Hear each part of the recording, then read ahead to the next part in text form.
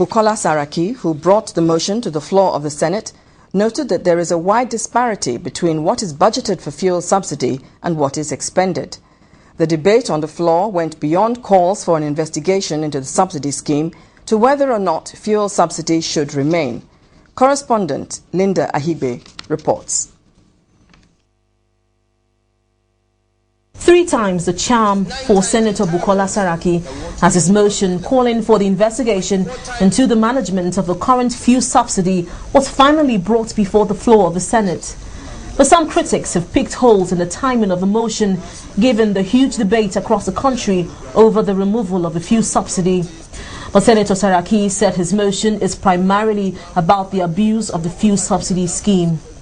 He said that although 240 billion naira was appropriated for fuel subsidy for the entire year, as at the end of August 2011, 931 billion naira has been spent. He demanded to know who ordered for the extra funds for the subsidy and why it was appropriated for without recourse to the National Assembly. This amount we're spending on subsidy is 14 times the entire power budget of 2011. It is 9 times the entire roads that we want to do in 2011. 24 times the amount of health sector budget. His presentation done, the floodgates opened. Some lawmakers supported the motion, asking the Senate not to bury its head in the sand but probe the subsidy scheme. For those lawmakers, the issue is clear. If money is spent that was not appropriated for, someone has to give account. There were, however, some lawmakers who were not entirely convinced with the figures in the motion. The committee will go on, investigate, and come up with facts and figures as to how 240 billion reached 1.5 trillion. We will have needed to know how authentic these figures are.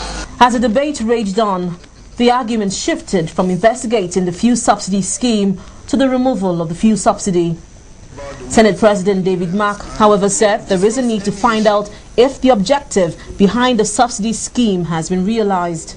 Are we going to continue with subsidy or not?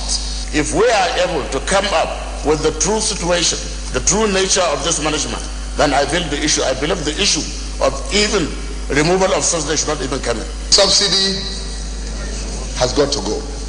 My personal belief is that there is a cartel within the petroleum industry, and whatever they do, like most of you would understand about mafia,